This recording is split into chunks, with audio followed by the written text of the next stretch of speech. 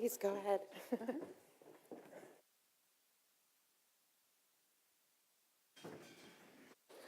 Okay. All right, well, good morning again. Our first discussion today, the first of many that we're going to have over the next 3 days, we really wanted to take a look at how the food banking movement has been changing over the past 12 months, what new circumstances have come up in various regions around the world, what challenges are organizations grappling with, and what types of innovations are really on the horizon. So we are so fortunate to have a really, really esteemed panel with us today. Their biographies are actually in your program books, so we won't get into those in great detail. Instead, we're really going to focus first on a discussion amongst the panel, and then we will move to taking Q&A from the audience. So it's really my pleasure to welcome and introduce Claire Babineaux-Fontenot, the CEO of Feeding America. Claire, we're thrilled to have you here. And I know you have taken on the helm of Feeding America just in the past 6 months, and so we're very excited to hear about your impressions of food banking in your time, both in the States and beyond. Of course, we know Jacques Vandenschrik, the president of the European Food Bank Federation. We're also very pleased to have Dr. Sang-Mok, the president of the Korean National Council on Social Welfare here, and then María Teresa García Plata, or as we like to call you, Tere, who's the general director of the Bancos de Alimentos de México. So we're going to go ahead and dive right in. And Claire, let me first turn to you. I know that Feeding America provides extraordinary food relief to more than 46 million Americans. We understand that you are also working very closely to help families overcome the root causes of hunger. Can you tell us a little bit more about the main drivers for food insecurity in the States and how you're working to address these? Certainly, but if you'll indulge me at the start with a couple of things I'd like to do before diving into that question. I feel that I would be completely remiss if I didn't start by first thanking you. Thank you so much for the invitation to be here with all of you. As you mentioned, I am relatively new in my role, and but I have been affiliated with hunger for a very long time. In fact, I have a unique upbringing that included getting a very close view of the ravages of hunger on young bodies. My parents were mom and dad to 108 children, including me. The audience, I'm sure, is thinking, even in America, that math, something's up with that math. Some through biology, other through adoption, and still others through foster care. So I've had some familiarity with what you do, and I have a deep and abiding respect for you and for many of you who've spent your whole adult lives in service to the most vulnerable among us. So I felt it important that before I jump into a response to your question, that I first acknowledge the work that's in this room and the level of respect that I have for your dedication and your commitment, and that I'm so pleased that I get to be one of your partners in this work. Now, to your specific question, one of the things that I think surprises people is that there is hunger in America. To be sure, there are people, hungry people throughout the world. In every county, in fact, in the United States, there are people who suffer with food insecurity. The severity and frequency differs depending upon the specific location in the U.S. and, of course, outside of the U.S. as well. And one of the reasons that I felt so confident that this was the right time for me to come on at Feeding America was that in 2017, as we adopted our strategic plan for 2025, a decision was made that recognized that we're uniquely able not only to provide food and increasingly nutritious food to hungry families and people throughout the United States, but we're also well positioned to do something about the root causes of hunger itself. And we as an organization are committed to doing so. We found that there are common themes across food insecurity. And the other Claire, who spoke a little earlier, talked about this truth in London. It is also true throughout the United States, which is food insecurity is rooted in financial insecurity. We also understand that where there is financial insecurity, and in the United States, for instance, one of the more staggering of our statistics, I believe, is the fact that 78% of American households live from paycheck to paycheck. That was never more obvious, I think, for us as a country than it was during the recent government shutdown, where people suffered multiple losses in paychecks and very quickly were dealing with some really challenging questions around how they were to feed their families and also pay for medical expenses and also clothes, et cetera, et cetera. So the things that you see throughout the world, we are seeing in the United States, and there are some things that we're doing that are designed to help. And the places where we're seeing some evidence that that we're making some progress would be, especially, for instance, in looking at healthcare. We know that people who suffer with chronic disease are far more likely to be impacted by food insecurity. We know that if you are already food insecure and you suffer with some chronic disease, that it makes your ability to elevate outside of food insecurity even more challenging. So we're excited by some of the partnerships that we have. We have some partnerships around, very specifically around diabetes, and we have some evidence that suggests that that might be fruitful, those partnerships. We also have partnerships in the healthcare arena with healthcare providers, and we're seeing some progress in that space as well. We're doing some work around job training. We're doing some work around financial literacy. So we're piloting lots of things, and being as we serve each county in the United States, and we have approximately 200 food banks that are dispersed throughout the United States. That gives us a unique opportunity to pilot and test and learn and scale. And I'm feeling good about some of the direction that we're seeing. So thanks again for the invitation. I'm excited to learn more from our esteemed panelists. Thank you so much. I think we'll have a chance to dive into some of the topics that you raised as we get into the panel discussion. Let me turn now, Jacques, to you. We know that the European Food Bank Federation has been working hand in hand with the European Commission to establish common standards to measure food loss and waste as part of your broader advocacy work based out of Brussels. Can you tell us a little bit more about that work and how you see that affecting food banking in Europe? Yes. Who wanted to answer that question?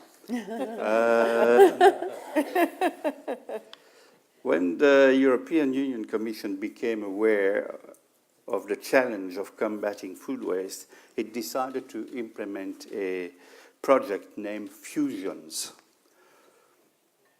Some of you may know about this project.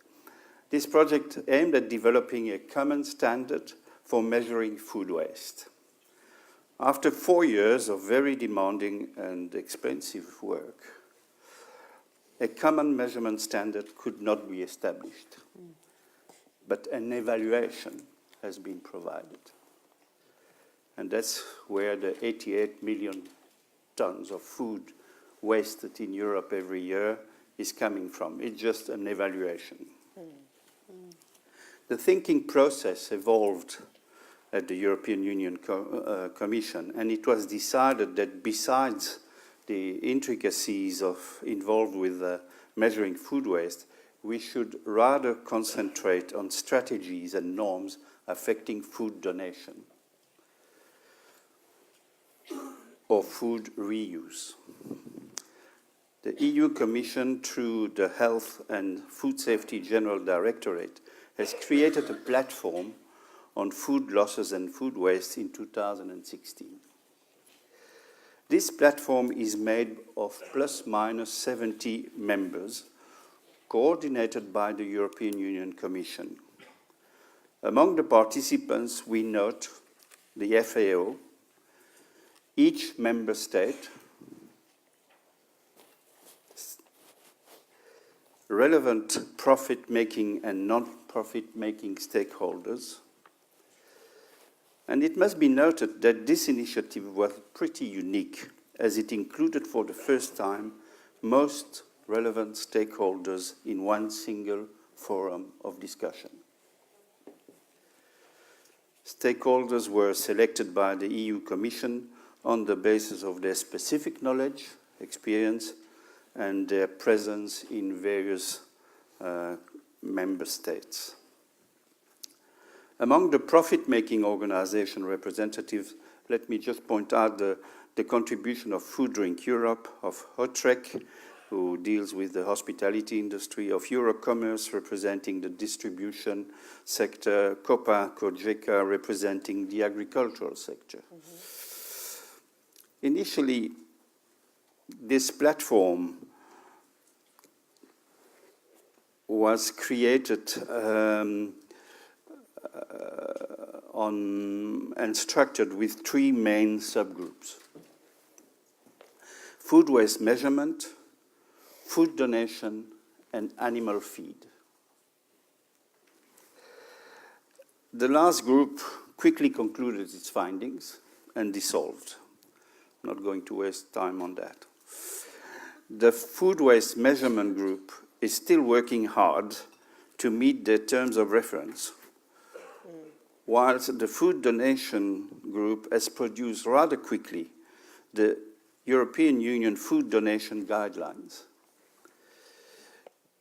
That was done in October 2017. By European standard, 1.5 years to produce a document that is validated and distributed in the 11, I think, different languages and so on and so forth. It's quite a performance, I can promise you.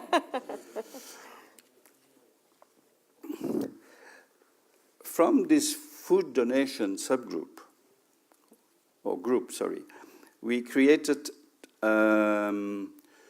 two specific subgroups of the food donation group. I hope you follow me. And those subgroups have specific terms of reference. The one was date marking legislation, which is a big mess, as everybody knows. And the second one was action and implementation. FEBA is part of the main group, obviously. FEBA and its members have been instrumental in the drafting of the EU food donation guidelines and is involved with the action and implementation subgroup. It is worth noting the evolution of the thinking on this vast subject. From the neurotic search for unattainably precise definition and quantification of food waste, we have evolved and concentrate more on the practical aspects of food redistribution in favor of human beings and animals. The mere fact that the producers and the transformers are included in the works of this platform is an indication of maturity and a mutual desire to control food waste. That's more important than to measure it. If we can evaluate it, I think we have done a good job. And obviously to diminish food waste. This philosophy is put into practice, and I can refer to one personal experience in my own country, Belgium, where a national distributor meet with the food banks on a yearly basis to determine together the distributor's target in terms of food waste reduction.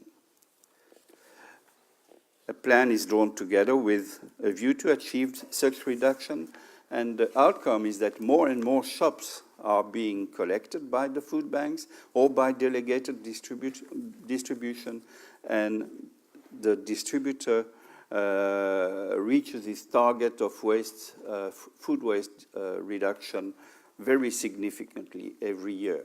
In the meantime, more people get more wholesome food. Thank you.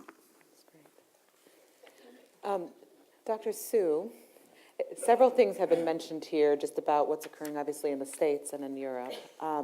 I know that the Korean Food Bank is one of the first of its kind in Asia, I feel like, and remind me, I think you've celebrated over 20 years now, correct, of existence. And what's so unique about your model is that you also focus on all of the needs of the client and address total social welfare. Can you tell us a little bit about your approach and the things that at KNCSW you're focusing on as it relates to food banking in the broader social context of Korea? First of all, I'd like to thank the GFN and President Lisa Moon for inviting me for this very important event here in London. Actually, it's my first time to attend a workshop on food bank. I'm more sort of a policymaker type, economist and social welfare policy experts. Based on the reading your last annual report and also Korean experience during the last 20 years, I'd like to make a few comments, hopefully that may be useful to most of the participants here. The first thing I want to point out is the importance of the government policies in promoting food banking operation, particularly in an environment where the tradition of active civil society activities is relatively less developed, like Korea. For example, the volume of food banking in Korea, which started in 1998, 21 years ago, which was in the midst of the Asian currency crisis, has expanded something like 80 times, from 2.8 billion won in 1998 to 219 billion won last year, that amounting to something like 193 million US dollars. Such a rapid growth of the food banking was possible due to several policy initiatives by the Korean government. First, the government started the pilot projects in 1998 in 4 major cities. And the Korean Council of the Social Welfare, this is the place I belong to. We are in charge of the coordinating the national operations. We were designated as a coordination body in year 2000. And also in the year 2006, the government legislated the act on the promotion of food donation with very generous tax incentives provided for the food donors. Fourthly, the administrative cost for the food banking operations are heavily subsidized by the government, both central and local. This is one of the, that's what distinguishes Korea from the American or European experience. There is very much heavy government involvement in this operation. And also, government introduced something like every 3-year inspection of all the food banks and markets. And based on the evaluation, they ask to make some improvements to ensure the proper quality of the food banking throughout the country. So government sort of says monitors what's happening in this field in terms of qualities. And also in the 2 years ago, the daily necessities such as soap and toothpaste were added to the donation list in order to meet the demands of the vulnerable groups other than foods. Last year, daily necessities comprised only 3.3% of the total donation, but I expect that its share is likely to rise in the coming years.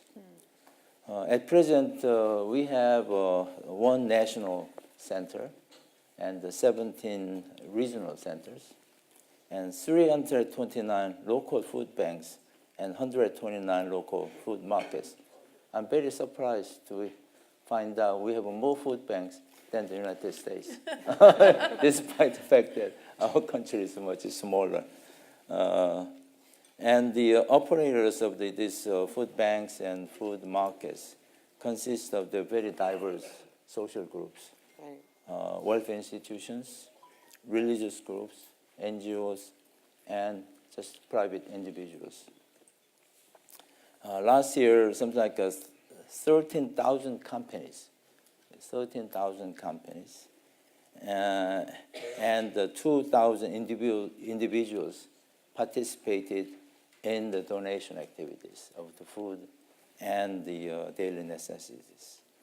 Furthermore, something like 300,000 people and 14,000 institutions benefited from the food bank operation in Korea last year. This is quite an achievement, considering that we have only 20-year history of the food bank in Korea. The second point I want to make is there's a need to shift the focus of the food banking operation from the supplier perspective to the consumer perspective. Usually the food banking institutions are busy with simply distributing the food donated. And the food items, which are very much in demand by vulnerable groups, are often in supply shortage. In order to remedy the situation, Korea have taken several steps. For example, soliciting cash donations to buy foods much in demand. As well as we are asking many of the food donors for specific food items which are very much in demand. For example, the major food companies such as CJ, we have two representatives from that company here. This is the largest food processing company in Korea. They often produce certain processed foods only for the donation purpose to meet the shortage in demand. Furthermore, last year, something like 140 wholesalers of fresh vegetable and fruits, which are very much in demand, they promised to make annual contribution of these products to the local food banks and food markets. I'm very happy to have their promise. The third point I'd like to make is need to make use of the food bank network for the purpose of building a local community. Since the food banking is often a successful outcome of a close cooperation among the governments, public agencies, NGOs, and food companies, we can devise many programs as well as projects to help build the local community making use of the food banking network. For example, we can construct comprehensive as well as customized programs around the food banking activities for each vulnerable groups we serve, like the aged without living alone, or the handicapped, or the poor children. And in Korea, the Ministry of Land and Infrastructure and Transport, they are planning to undertake an ambitious project called Inner City Restoration. And our council is asked to implement the social component of that project, because our council is not only in charge of food banking operation, but also volunteer programs and in the community. So we will organize the social component of that comprehensive regional development programs. The fourth point I'd like to make is the need to extend the expiration date for many food products in order to reduce the unnecessary disposal of valuable food resources. In Korea, the same expiration date applies to the food product in the normal supermarket as well as product in a food market, resulting in the substantial reduction of the food donation available for the food banks. So in order to remedy the situation, we have to revise the Food Safety Act, which is very powerful legislation, so that would be our next policy agenda for the food banking industry in Korea. Finally, I'd like to emphasize the need for the international cooperation in the field of the food banking. In this regard, this kind of annual DFN conference is a very useful mechanism for dialogue and discussion on the issues of mutual interest among food banking operators, food industries, and policymakers. In particular, I find the workshop on technology and virtual food banking is very useful for Korea, particularly at this stage of the food bank development. Furthermore, in addition to the multilateral cooperation, bilateral and regional cooperation in the field of food banking would also be very useful and productive. For example, during my visit to Mongolia last year, the Mongolian government asked me to organize food banking operation in Mongolia. So we are going to send a team of experts to Mongolia in early July this year. They have a very serious urban poverty problems in the capital city, Ulaanbaatar.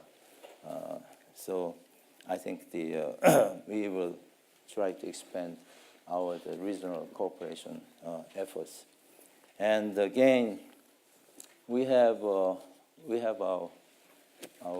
brother on the north side. They have very serious problems of hunger and malnutrition. We are more than willing to help them, but as you know, we have some political problems to tackle before that.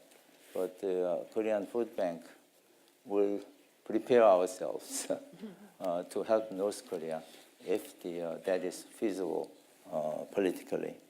In closing, I'd like to express again my personal gratitude to you and the GFN for the invitation. And also I'd like to confirm our firm intention to do anything, whatever necessary for the Korea to do in the international cooperations in the areas of food bank. Thank you very much. Thank you.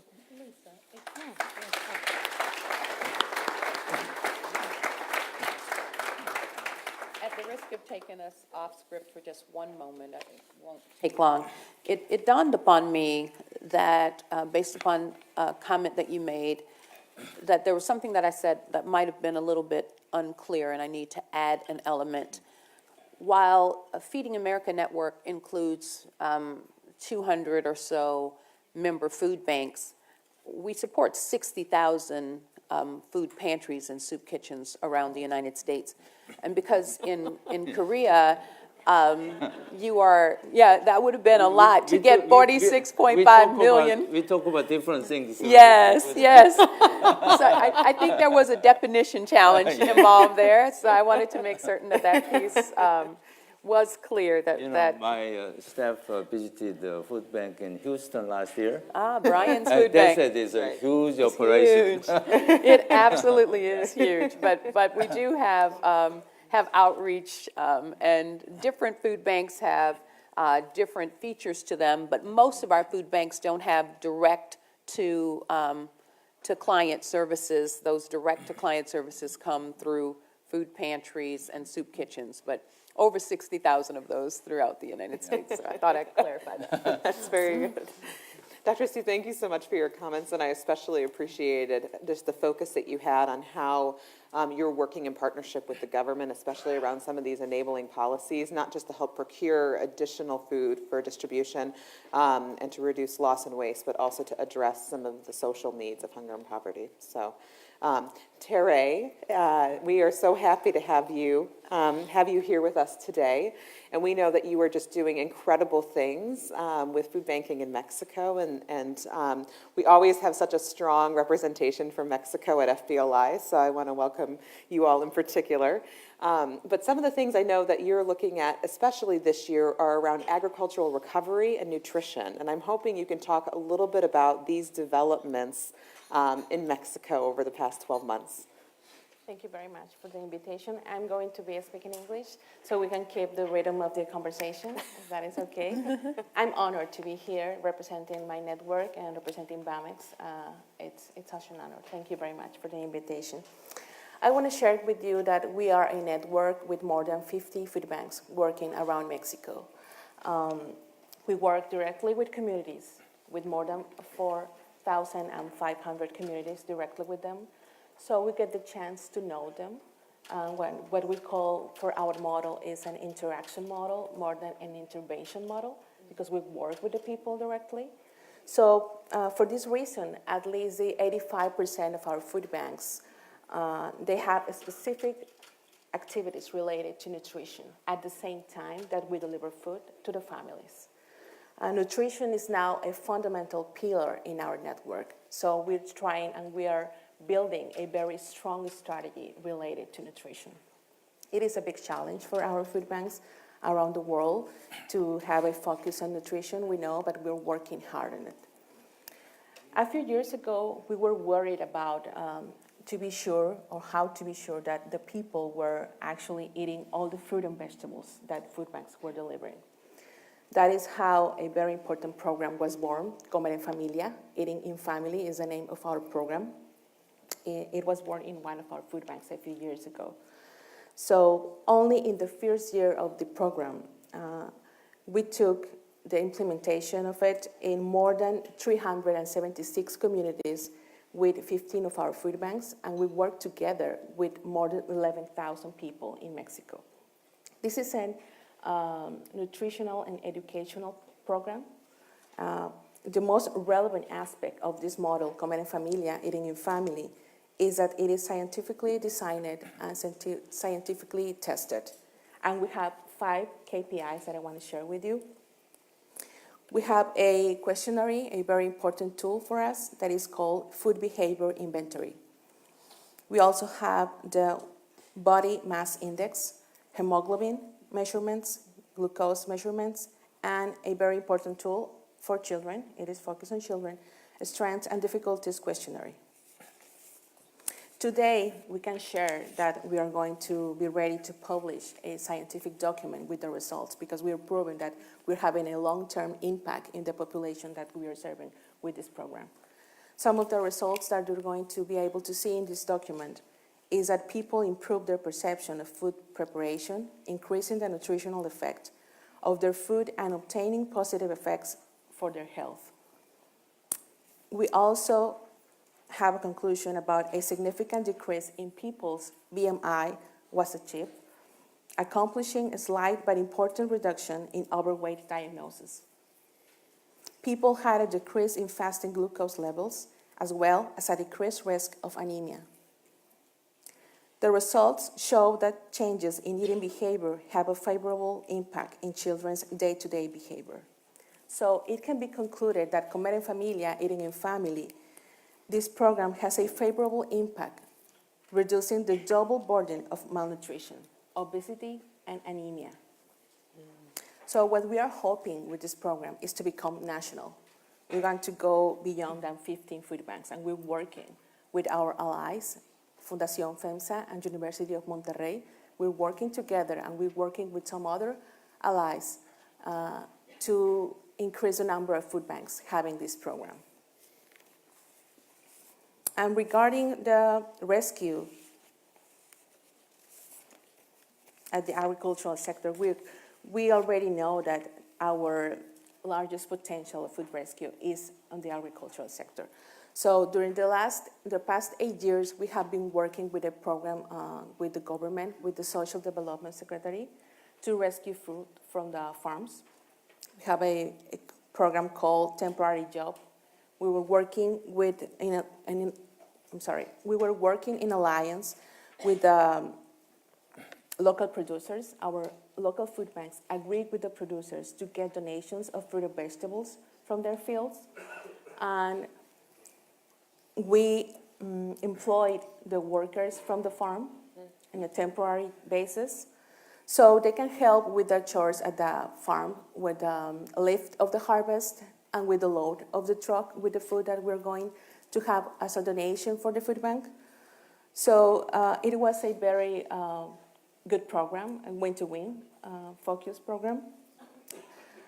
During the 8 years that we gave job to more than 16,000 people, and we rescued and distributed more than 81,000 tons of first quality fruit and vegetable. On the other hand, we have a very good relationship with some of our allies. PepsiCo was also funding this food rescue from the farm for 1 year, and Kellogg has been a very, very important ally for us too. We've been working with them for almost 4 years to do rescue from the farm and to move the fruit and vegetable from one point to the other in Mexico in good timing so we can use the food. We are also active members of the largest association of farmers and growers in Mexico, el Consejo Nacional Agropecuario, and we also have in our team, in our procurement and fundraising team, we have a specialist. She's an agronomist, she's right here, and she is promoting the cause and the alliances in the sector. So that's how we are working with them. One of our newest strategies is the use of our brand, Bamex, in the packages that some of the producers use to export the product. So we are formalizing agreements so they can use our brand, because now, worldwide companies are requiring their suppliers to become social responsible businesses. So they work with us, we signed the agreement, we're going to have donations of fruit and vegetables, and they're going to get the chance to use our brand. And we're working to find new strategies to work with the private initiative and also with the government to increase the volume of food rescue from the farm. It's fantastic. Well, congratulations on all of the incredible results Thank you. of the work. I think we'll all be interested in the study that you mentioned that's coming out looking specifically at the outcomes of the nutritional program. So make sure you share it with all of us so we can read up on it. Yes. So when you were talking about agricultural recovery, I think you touched on a really key point that, like Dr. Sue had said, that so much of food banks' ability to recover product is influenced by government. And Claire, I just want to turn back to you for a moment and can you speak a little bit about, I guess, the policy environment in the United States as it relates to food donation? What has that country done well, and where might there be opportunities to recover even more edible surplus product for the use of redistribution to the poor?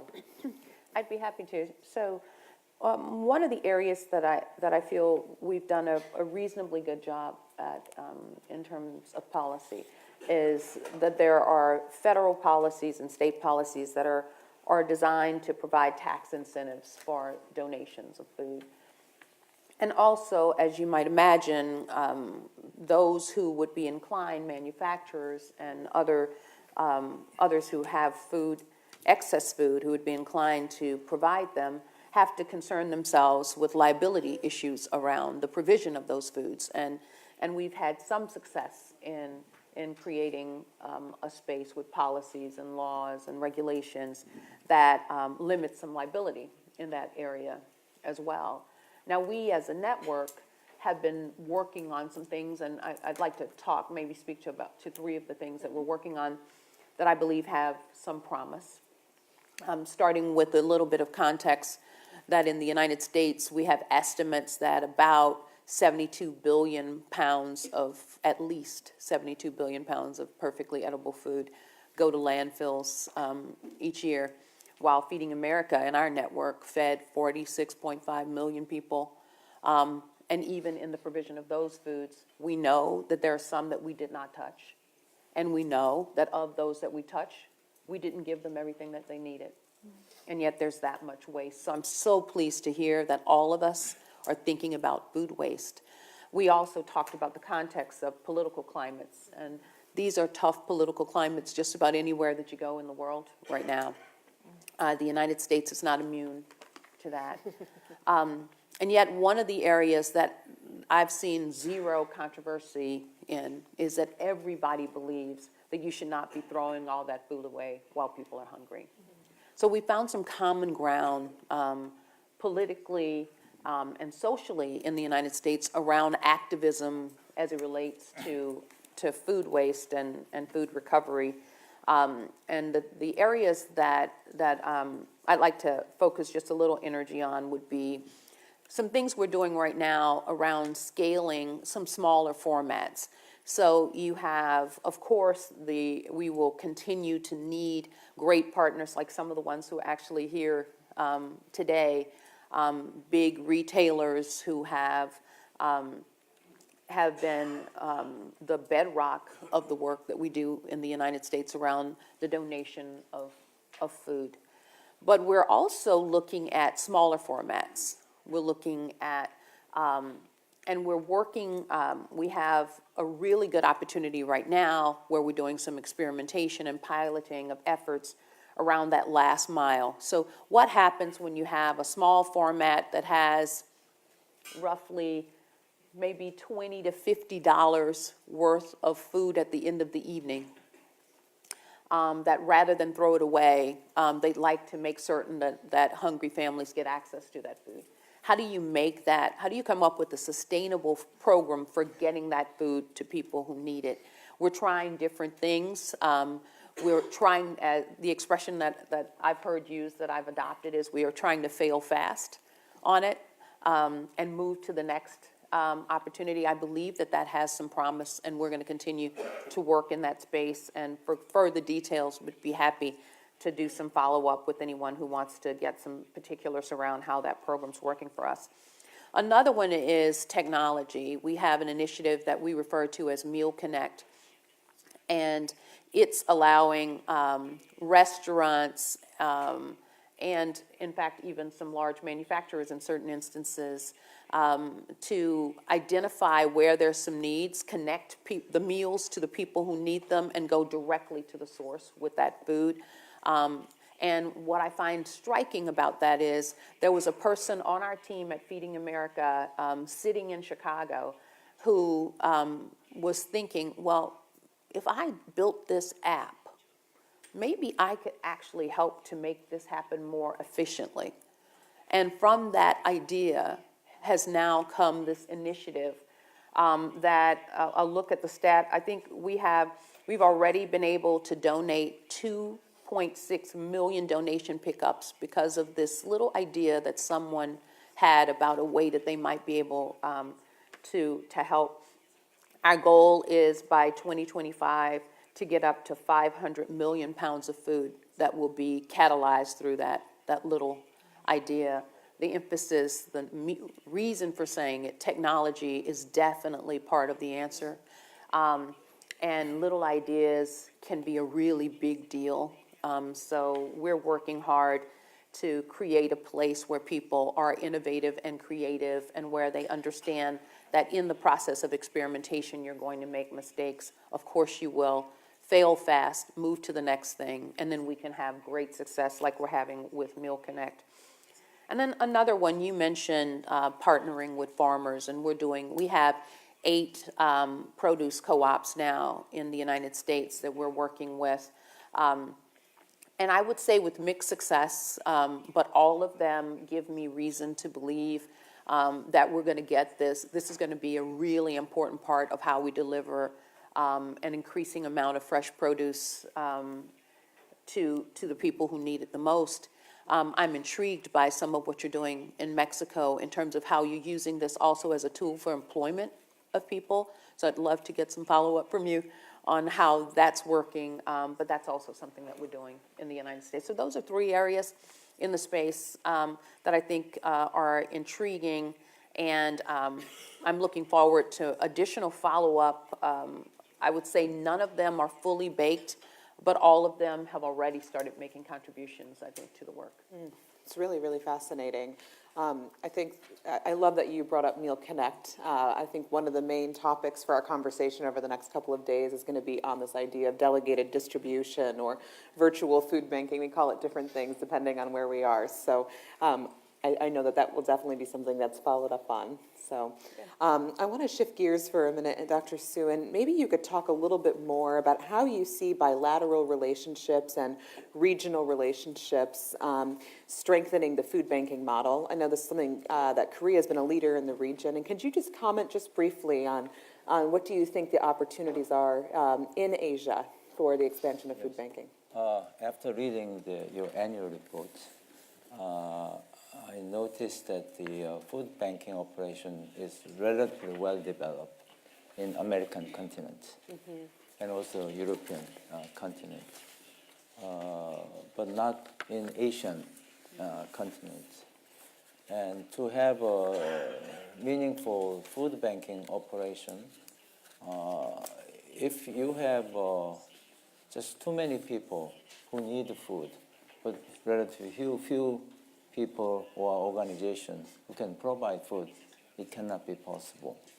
But in many in Asian countries, many countries, they are on the track of the economic developments, like Vietnam, China, Thailand, and so forth. But I noticed that they do not have a much meaningful food banking operation. So I feel that there is a great potential for expanding the food banking model to many of the Asian countries.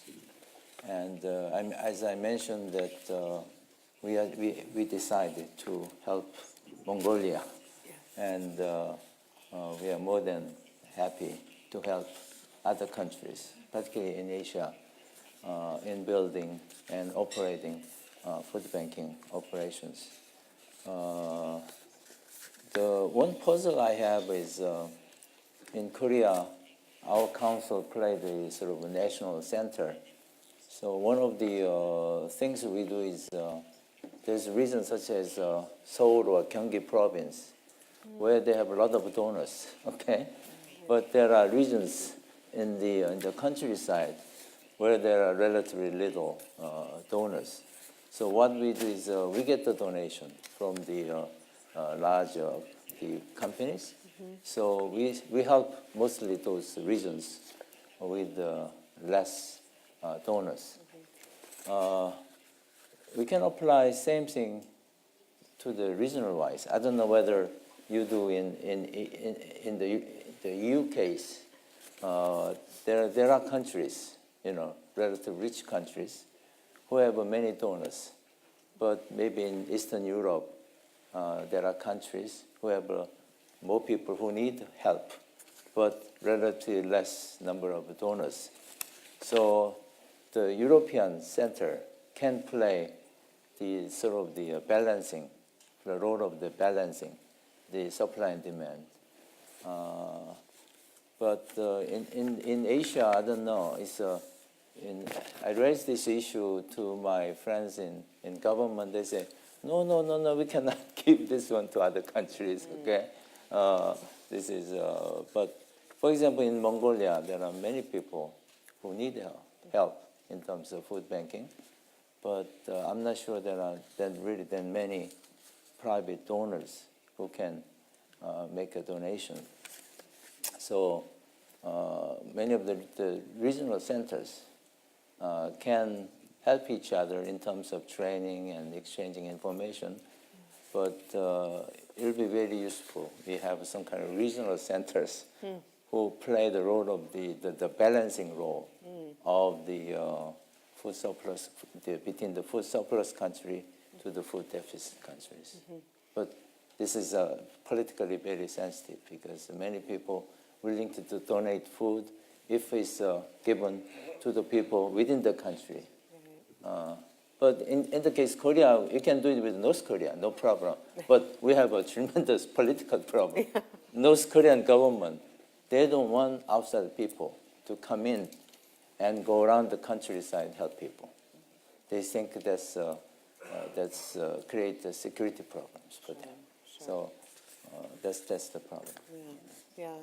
I don't know whether at any point there will be time dedicated to what the doctor was describing, but I'll tell you, even inside of the United States, we have issues with access. We have pockets where you have a large manufacturing base in one area, and then another area where there's no manufacturing base at all.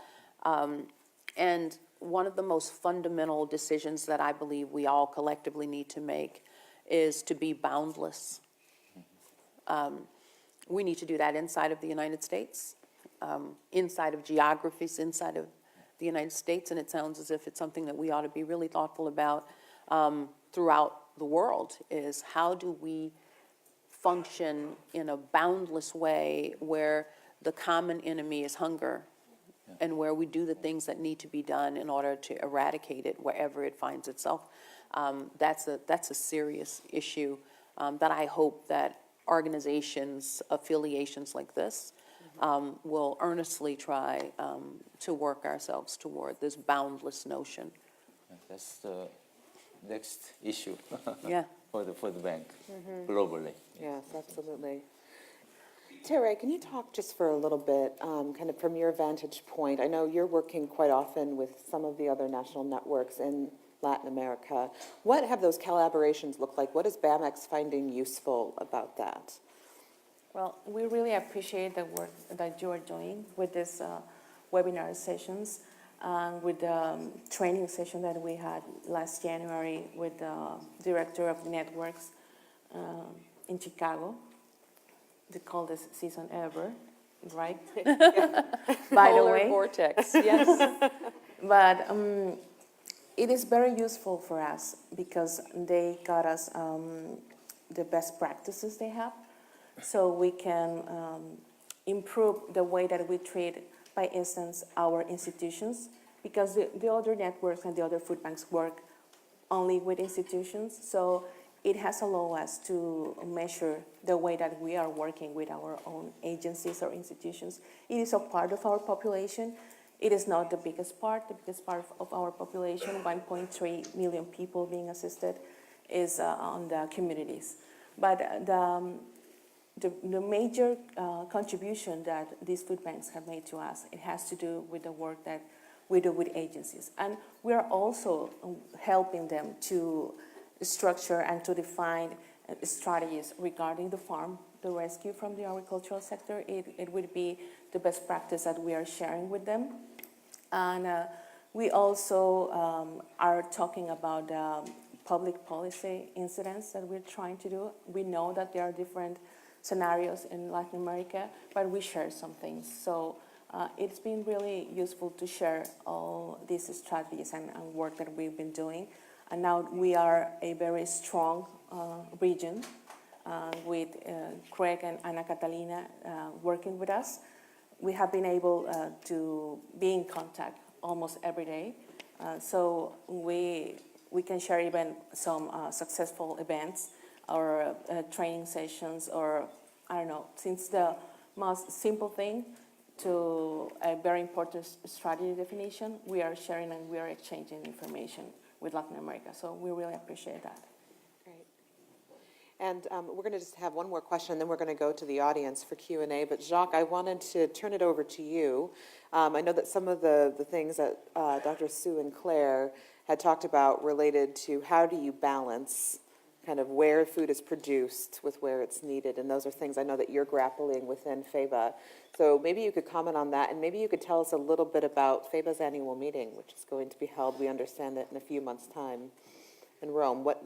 Yeah, the balancing act in the European Union is made extremely easier because we have what we call the European Fund for the most deprived persons, and that is plus minus 4 billion euros fund. That's for a budget period of 7 years, and that is at 95% is used to actually provide food aid to deprived persons. So that is certainly a factor that eases the tension that may exist between the various players. The European Union guidelines unfortunately experience some difficulties to actually apply to cross-border donations because individual member state regulations and laws prevent, for example, that food is being given with information that is not in the native language of the population receiving such food. And this creates a lot of problems for cross-border donations. But it is possible, and it is done actually in a region where across the border we speak the same language. That eases the process, and that's one of the things that we as FEBA will have to work at to see whether we can overcome these restrictions and these constraints. When it comes to our annual convention that is going to be held in Rome in May, the theme is toward the next decade, together. We basically, the purpose and the aim of this convention is that we must convince that we are living in a changing world. We only start understanding the impact of the fourth industrial revolution. The advent of artificial intelligence, for example, is going to impact, whether we like it or not, is going to impact food banking practices. The food industry, and particularly the food distribution sector, is also adapting to new customers' requirements. And the trend is to go for more quality food, better availability, hence the development of numerous smaller retails, to the detriment of hypermarkets, and less packaging, more wholesome food, the advent of internet food sale. There are all sorts of things that are developing and developing fast, at least in our part of the world, and that will require food banks to adapt. And those who experience food collection in supermarkets know how important this food source is for the beneficiary. It is usually more culturally and qualitatively more acceptable for the beneficiaries. Okay, so food banks will have to adapt and evolve from the classic big warehouse operation towards flexible systems suited to the increased urbanization of the world population. This is a world phenomenon. And we must bear in mind that urbanization is also a factor that accelerates poverty, and poverty in those affected by an incident of life. Besides the technical aspects of food banking, I believe that societal issues will also need to be addressed by food bankers. Some theoreticians of social assistance believe that giving food is perverting the human dignity. For thousands of years, food assistance was, and still is, whether in the family circle, with friends, or in the community at large, the best way to show consideration, to show concern, to show solidarity and friendship. So this trend that says don't give food to people, give them money rather than food is actually, I think, concerning. Through programs of public education, we must contribute to restore the importance and the value of food in society. We have a unique network. I mean, with our members in FEBA, we get in touch with 45,000 charities. And we have this fantastic network, and we must learn how best to use this network to actually spread our values and concerns. Finally, I would like to stress the last word of our team, which is together. And this is not a signal to fair share, because we are not European Union attached. The European Federation of Food Bank is actually covering the continent of Europe, not the European Union. When I say together is that we want to advocate that what we need is a continued exchange between all the stakeholders, food producers, public authorities such as European Union agencies, municipalities, governments, food distributors, food banks, charities, and beneficiaries, with a view to develop actions that are meaningful and efficient. Mm-hmm. That's where we are going to try to achieve in our next convention in Rome in the beautiful month of May. Well, that's certainly a long list of things to tackle, Jacques, and we wish you all the best. We look Yes. forward to you solving those problems there and how we can be able to work together with you on that. So, Thank you.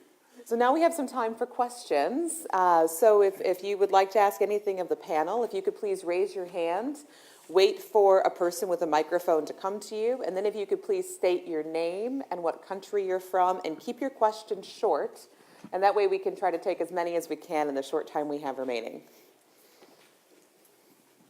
Yes, please, right here.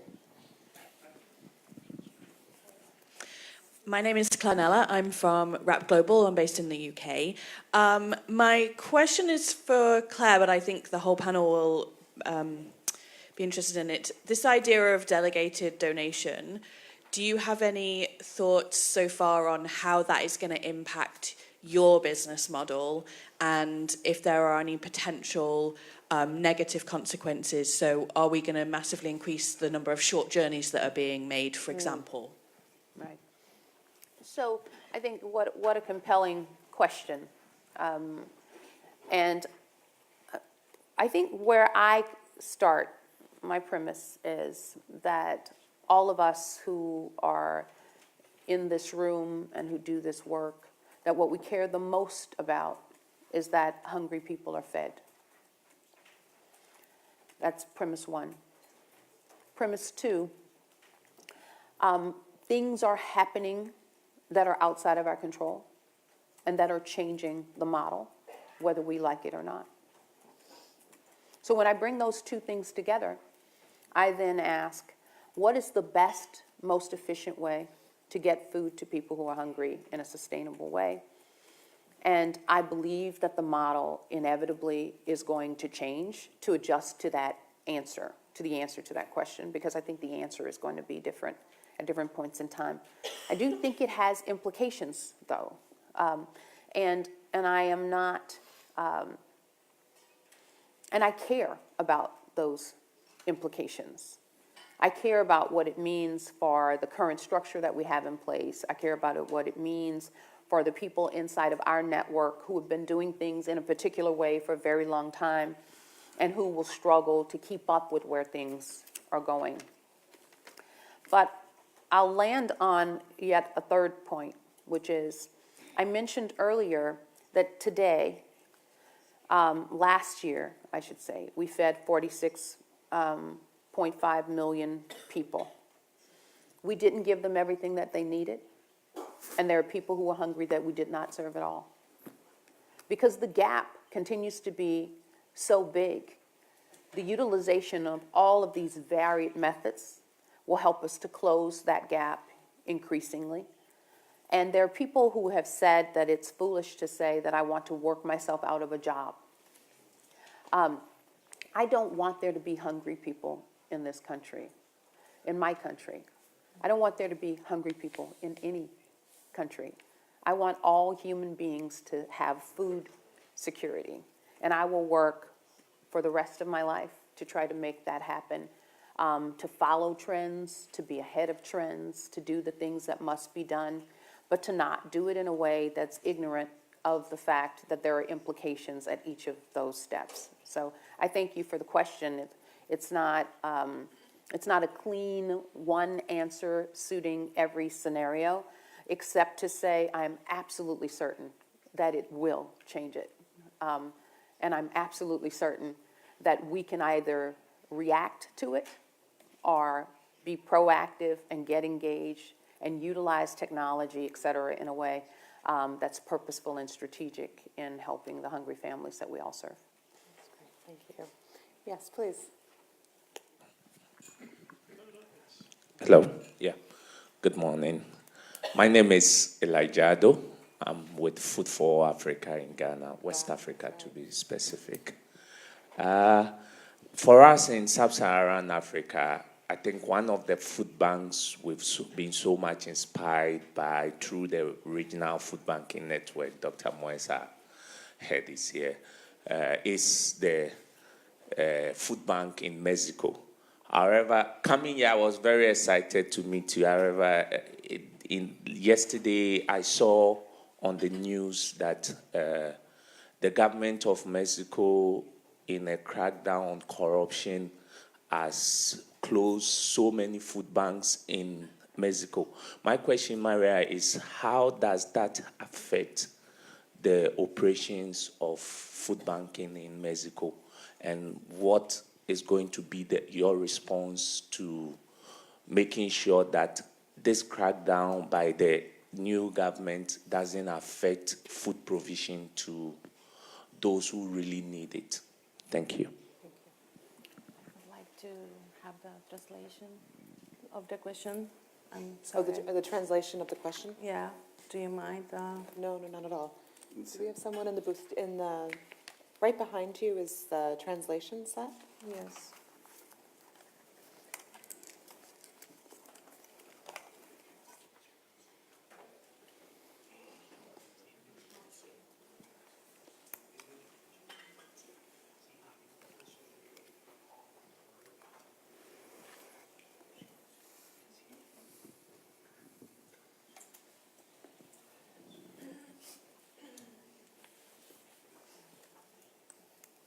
It does give the moment an international feel. Oh, okay. Thanks, Elijah, for your question. We're glad to have you here. Thank you very much. Okay, yes, I'm not aware about this closing food banks in our country, but since the very beginning of the new government, we have been facing a big challenge with the government saying that the whole third sector, the whole group of associations from civil society are not working in a very transparent way. So he won't give us any kind of funds, any kind of money to our programs. But this is not only for the food banks. This is about the whole sector of the civil society working, I'm sorry. So we have a very good strategy right now. We are working from different fronts, trying to prove our work for more than 25 years now. We are working very hard in the legislation sector, and we are also working with the different ministers, the people in charge of the different secretaries. We already have meetings with them because we want and we need to let them know that the work that we are doing as food banks, it's going to help the government to achieve their own goals. So Mexico, 6 years ago, we signed the agreement with the GSDs, the goals for the sustainable development, and we are directly affecting at least 4 of these goals. So we have numbers, we have stats, we have a model that has been proved that it is cost effective. So we are very, very positive about changing the way that the current government is looking now to our sector and to the food bank network. My president, he's right here, the president of our board, and we have been working really hard trying to define the best way to be actually without precedent, to let him know that we want to be useful for them to achieve their goals. So it is a big challenge, but it also inspires us to work even harder with private initiative and to find new ways to achieve the goals, because we are not going to stop the work that we're doing in Mexico. We are going to be achieving even bigger things now with the government, or even if he's not with us, we're going to be working. But we want them to be with us. I'm very positive that we're going to make it. But yes, and thanks for the thing that you were inspired on our model. Yes, we're going to do that. Yeah. Thanks, Terry. Thanks, Elijah. Yes, sir. Hello, good morning. I am Raimon Talamas from Barcelona Food Bank. I have 2 questions, one for our president, Mr. Jacques, that about the tendency that you have mentioned that giving food is not a dignity way for poor people. Could you say if there is any official European view about this? And another question is for Clark. If you could talk a little more about the apps that links donations and need people need. Okay, thanks. Jacques. There is, to the best of my knowledge, there is no European Union official position on whether it is preferable to give means to people to buy food or to give them food. We are preparing at this point in time, we are preparing the new European Fund for the Most Deprived Persons program. And the Commission has submitted in the regulations, in the proposed regulation to the European Parliament, has submitted that the possibility to use the resources of the fund through, for a better word, credit cards, is possible on the condition that it does not replace existing benefits and that it is accompanied by social integration measures. Our federation has pleaded very strongly against this. But unfortunately, we could not convince all the European parliamentarians of our arguments in good faith. I think this move is mainly due to political influence, where the control of who receives aid and who doesn't receive aid in the context of migration and so on and so forth is actually pushing certain countries to actually advocate this type of aid instead of the material food aid.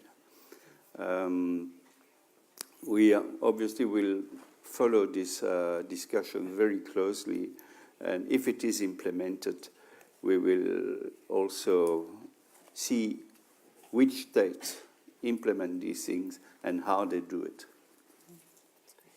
Thank you, Jacques. Claire, please. Well, considering my limited knowledge of technology, my answer will be brief. I think so I will just quickly say that we have There was an app developed in-house, and then we've received some additional outside assistance. We refer to it as our Meal Connect application, and that if you want a deeper understanding of it, I am not the person with whom you should be interacting. However, I do have access to them.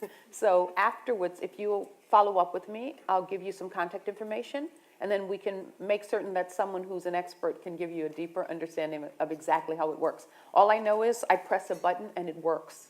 Yay. Wonderful. Well, thank you so much to everyone in the audience. Unfortunately, that's all the time that we have for this session, but our panelists will be here for some time, so we encourage you to please approach them and have discussions with them during the break. But now, please join me in just thanking the panel for just an excellent set of contributions to kick off our day. Thank you so much. Thank you. We have a very tight schedule this morning, so please stay seated, and we look forward to the next session.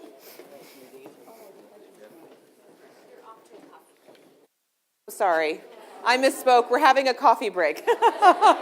So please be back at 10:45. Thank you, everyone. Thanks, January.